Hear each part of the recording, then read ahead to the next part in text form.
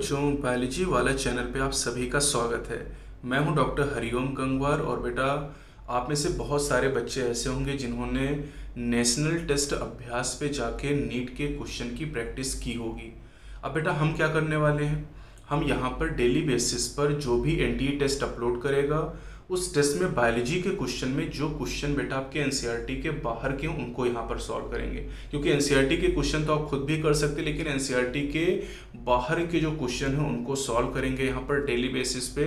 तो ये देखिए, आज यहाँ पर कुछ क्वेश्चन मैं आपको कराता हूँ। करीब ये 20 क्वेश्चन होंगे बेटा जो एनटीए ने अपने अभ्यास टेस्ट में दिया है, और ये क्वेश्चन एनसीईआरटी में नहीं दिए गए हैं। तो चलिए देखते हैं। यहाँ पर पहला क्वेश्चन है, आपसे पूछा गया इनोमिनेट इज ए। बेटा, इनोमिनेट टर्म यूज किया जाता है, इनोमिनेट नाम की वेन हमारी बॉडी में पाई जाती है और ये स्केलेटन का भी हिस्सा होता है। तो इनोमिनेट पार्ट ऑफ स्केलेटन है। बेटा, आप क्या कर सकते हैं कि एनटीए जो भी क्वेश्चन एनसीईआरटी के बाहर से पूछ रहा है उन क्वेश्चन को आप याद कर लीजिए। और डेली बेसिस पर मैं करीब 10 मिनट की वीडियो बना के आपको दूंगा, इसमें वो सारे क्वेश्चन आपको करा दूंगा जो एनसीईआरटी के बाहर से क्वेश्चन पूछे जा रहे हैं। चलिए बेटा, सेकंड क्वेश्चन यहाँ पर आपसे पूछा गया कि क्लोरोफिल इज। क्लोरोफिल है, अब इसमें 4 ऑप्शन दिए गए: soluble in organic solvent, soluble in water, soluble in both organic solvent and water, and none of the above. तो बेटा, क्लोरोफिल की अगर हम बात करते हैं तो क्लोरोफिल मॉलिक्यूल ऑर्गेनिक सॉल्वेंट जैसे बेंजीन की बात करें उसमें सॉल्युबल होता है, उसमें आसानी से घुल जाता है। तो ये फैक्ट है जो आपको याद करना है कि क्लोरोफिल वाटर में सॉल्युबल नहीं है, ये ऑर्गेनिक सॉल्वेंट में सॉल्युबल है।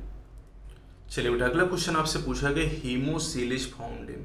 अब बेटा, इस क्वेश्चन को करने के लिए आपको कॉन्सेप्ट पता होना चाहिए। हीमोसील बेटा पाया जाता है आर्थ्रोपोडा और मोलस्का में। तो जो ऑप्शन आपको दिए गए उन ऑप्शन को आप चेक करिए। पहले ऑप्शन में हाइड्रा और ऑरेलिया दिए गए जो कि सिलेंट्रेटा के मेंबर, तो ये आंसर नहीं हो सकता है। दूसरे ऑप्शन में टीनिया और एस्केरिस आपको दिए गए। बेटा, टीनिया और एस्केरिस की बात करें तो टीनिया प्लेटीहेल्मिन्थ का मेंबर है, एस्केरिस एस्केल्मिन्थ का मेंबर, तो ये भी ऑप्शन नहीं होगा। कॉकरोच और स्कॉर्पियन ये आर्थ्रोपोडा के मेंबर हैं, तो यही आंसर होगा। बेलनोग्लॉसस और हर्डमानिया की बेटा बात करें तो बेलनोग्लॉसस हेमिकॉर्डेटा का मेंबर है, और हर्डमानिया की अगर हम बात करते हैं तो ट्यूनिकेटा का मेंबर है, तो ये भी आंसर नहीं होगा। तो कॉन्सेप्ट यहाँ पर बेटा ये है कि हीमोसील आर्थ्रोपोडा और मोलस्का के मेंबर में पाया जाता है, तो वही आंसर आप करेंगे यहाँ पर। क्लियर? चलिए आगे बढ़ते हैं। चलिए बेटा, अगला क्वेश्चन यहाँ पर है differentiation of suit is controlled by. Suit का जो डिफ्रेंसिएशन है बेटा, अगर हम सूट की बात करें तो सूट का डिफ्रेंसिएशन साइटोकाइनिन कराता है और रूट का इनिशिएशन ऑक्सिन कराता है। तो अगर क्वेश्चन में आपसे पूछा गया सूट के डिफ्रेंसिएशन के बारे में तो high cytokinin to auxin ratio आपको रखना पड़ेगा। अगर इस क्वेश्चन में आपसे पूछता है डिफ्रेंसिएशन ऑफ रूट के बारे में तो आपका आंसर बी होता, high auxin to cytokinin ratio. तो ये चीज़ ध्यान रखिएगा, सा फॉर सूट, सा फॉर साइटोकाइनिन, ऐसे आप याद रखेंगे। सूट के लिए साइटोकाइनिन रोल प्ले करेगा और रूट के लिए ऑक्सिन रोल प्ले करेगा। चलिए अगला क्वेश्चन है बेटा, इसमें पूछा है कि plasmodesmata cytoplasmic bridges between adjacent plant cell lined by and often have desmotubule. तो लाइंड बाई प्लाज्मोडेस्मेटा की बात करें बेटा तो प्लाज्मोडेस्मेटा की जो लाइनिंग होता है, किनारा होता है, वो प्लाज्मा मेम्ब्रेन बनाता है। तो यहाँ पर बी आंसर सही होगा। ये डायरेक्ट पॉइंट आप याद कर सकते हैं, एनसीईआरटी में इस पॉइंट का कोई जिक्र नहीं है। ये जितने क्वेश्चन भी बेटा मैं करा रहा हूँ इनका जिक्र एनसीईआरटी में नहीं है। चलिए अगला सवाल देखिए। अगले सवाल में पूछा है which of the following phenomena support Darwin concept of natural selection in organic evolution. Natural selection के डार्विन का जो कॉन्सेप्ट है उसको कौन यहाँ पर सपोर्ट करता है? तो बेटा ऑप्शन हो जाएगा सी, प्रीवैलेंस ऑफ पेस्टिसाइड रेजिस्टेंस इंसेक्ट या डीडीटी रेजिस्टेंट मॉस्किटो की बात करें, इनका जो इवोल्यूशन है ये डार्विन के नेचुरल सिलेक्शन कॉन्सेप्ट को सपोर्ट करता है। तो ये पॉइंट आप डायरेक्टली यहाँ पर याद रखें क्योंकि सीधे एनसीईआरटी ने नहीं लिखा है। चलिए अगला पॉइंट है बेटा Valium is an example of. Valium की बात करें तो एक ड्रग है बेटा जो बेंजोडाइजिपीन का एग्जाम्पल है। ये एनसीईआरटी में नहीं दिया गया लेकिन आप इसे याद करेंगे, वेलियम बेंजोडाइजिपीन का एक एग्जाम्पल है। चलिए बेटा अगला क्वेश्चन पूछा गया largest number of neuron are found in. बेटा न्यूरॉन देखिए ब्रेन में, रेटिना में, स्पाइनल कॉर्ड, टंग हर जगह पाए जाते हैं, लेकिन सबसे ज़्यादा नंबर में जो न्यूरॉन होते हैं वो ब्रेन में प्रेजेंट होते हैं। तो करेक्ट आंसर यहाँ पर ए हो जाएगा।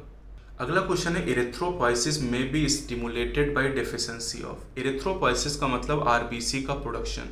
तो आरबीसी का प्रोडक्शन कब बढ़ेगा? ये बहुत ही कॉन्सेप्चुअल क्वेश्चन है, अल्टीट्यूड सिकनेस से रिलेटेड है। बेटा जब आप ऊंचाई पर जाएंगे 3500 मीटर से ज़्यादा की ऊंचाई पर, तो बॉडी में ऑक्सीजन की कमी होगी, और जब ऑक्सीजन की कमी होगी तो उस कमी को पूरा करने के लिए, टिश्यू तक ऑक्सीजन को पहुंचाने के लिए आरबीसी का प्रोडक्शन रेट बढ़ जाएगा, क्योंकि आप जानते हैं कि ऑक्सीजन का 97% ट्रांसपोर्ट आरबीसी के द्वारा ही किया जाता है। तो ऑक्सीजन की डेफिशिएंसी होने पर इरिथ्रोपोइसिस स्टिमुलेट हो जाएगी। बहुत ही बेहतरीन सवाल है, अच्छे से आप याद रखिएगा। चलिए बेटा अगला सवाल है, the net pressure gradient that causes the fluid to filter out from the glomerulus to the capsule. Glomerulus से बॉमेन कैप्सूल में जो फिल्ट्रेशन होता है उसके लिए जो नेट या इफेक्टिव फिल्ट्रेशन पे प्रेशर इसे कहते हैं, ये बेटा होता है 10 mmHg, that is the effective filtration pressure. ये डायरेक्ट वैल्यू याद करनी है, एनसीईआरटी में नहीं दी गई वैल्यू बेटा आपको। चलिए बेटा अगला क्वेश्चन है, which of the following is not an insectivorous plant. अब यहाँ पर जो 4 ऑप्शन आपको दिए गए बेटा, उसमें ड्रोसेरा इंसेक्टिवोरस है, नेपेंथिस इंसेक्टिवोरस है, यूट्रिकुलेरिया इंसेक्टिवोरस है। ड्रोसेरा को कॉमनली सनड्यू कहते हैं, नेपेंथिस को पिचर प्लांट कहते हैं, यूट्रिकुलेरिया को ब्लैडर वर्ट कहते हैं। जो मोनोट्रोपा है बेटा, ये इंसेक्टिवोरस प्लांट का एग्जाम्पल नहीं है, और अगर आपने इंस्पेक्शन में पढ़ा होगा, वर्कबुक आपने पढ़ी होगी, तो वहाँ पर जरूर आपको मोनोट्रोपा और नियोशिया बताए गए हैं, जो कि इंसेक्टिवोरस प्लांट नहीं है। अगला क्वेश्चन है, if Cowper gland are removed it will affect. बेटा काउपर ग्लैंड मेल में पाई जाती हैं, रिप्रोडक्टिव सिस्टम का हिस्सा है, एनसीईआरटी में इनका जिक्र नहीं है, लेकिन जो काउपर ग्लैंड का सिक्रीशन होता है वो स्पर्म के लिए जरूरी होता है। तो अगर काउपर ग्लैंड को रिमूव कर दिया जाएगा तो ये स्पर्म को अफेक्ट करेगा, उनकी मोटिलिटी को अफेक्ट करेगा। अगला क्वेश्चन बहुत आसान है, क्लोरोप्लास्ट ऑफ क्लेमाइडोमोनास। एनसीईआरटी में तो नहीं दिया गया, लेकिन अगर आपने इंस्पेक्शन पढ़ी होगी, बायोनीट किससे क्वेश्चन लगाए होंगे, तो आपको जरूर पता चल जाएगा कि कब शेप के क्लोरोप्लास्ट क्लेमाइडोमोनास में प्रेजेंट होते हैं। चलिए बेटा अगला सवाल है, Soma clonal variation appear in plant. Soma clonal variation का मतलब क्या बेटा? देखिए सेक्सुअल रिप्रोडक्शन में वेरिएशन अपीयर होती हैं, एसेक्सुअल रिप्रोडक्शन में क्लोन बनते हैं, लेकिन टिश्यू कल्चर टेक्निक जो कि एसेक्सुअल रिप्रोडक्शन या वेजिटेटिव प्रोपेगेशन का ही तरीका है, टिश्यू कल्चर टेक्निक में सारे प्लांट एक जैसे बनते हैं, लेकिन कभी कभी कुछ प्लांट अलग तरीके के दिखाई देते हैं, उन्हें सोमा क्लोनल वेरिएंट कहा जाता है, और इस फिनोमिना को सोमा क्लोनल वेरिएशन कहा जाता है। तो सोमा क्लोनल वेरिएशन प्लांट में अपीयर होती है जब प्लांट को टिश्यू कल्चर के थ्रू ग्रो कराया जाता है। अगला क्वेश्चन है, in lichen sexual reproduction belong to. बेटा आप सभी लोग जानते होंगे कि लाइकेन जो होता है वो एल्गी और फंजाई का एसोसिएशन होता है। अब लाइकेन में जो सेक्सुअल रिप्रोडक्शन है वो केवल फंगल पार्टनर के द्वारा किया जाता है, उसमें एल्गल पार्टनर का कोई रोल नहीं होता है। अगला क्वेश्चन है बेटा यहाँ पर, a new crop that is the source of high performance lubricant. तो इसको आपको याद करना है, हाई परफॉर्मेंस लुब्रिकेंट प्रोड्यूस करने वाली जो क्रॉप है, ये जो ए ऑप्शन आपको दिया गया है सिमोनडिशिया साइनेंसिस, आपको जो एग्जाम्पल दिया गया, ये बेटा लुब्रिकेंट इससे प्रोड्यूस किया जाता है। तो ये आप डायरेक्टली याद रखिएगा, कहीं इसका जिक्र एनसीईआरटी में नहीं है। अगला क्वेश्चन बेटा आपसे पूछा गया कि Aldous much carbon dioxide is carried in blood yet blood does not become acidic because. Blood acidic क्यों नहीं होता? क्योंकि बफर सिस्टम पाया जाता, ब्लड बफर की वजह से जो ब्लड होता है वो एसिडिक नहीं होता। बफर क्या होता है बेटा? बफर की अगर हम बात करते हैं तो बेटा बफर बनाता है वीक एसिड और उसका सॉल्ट।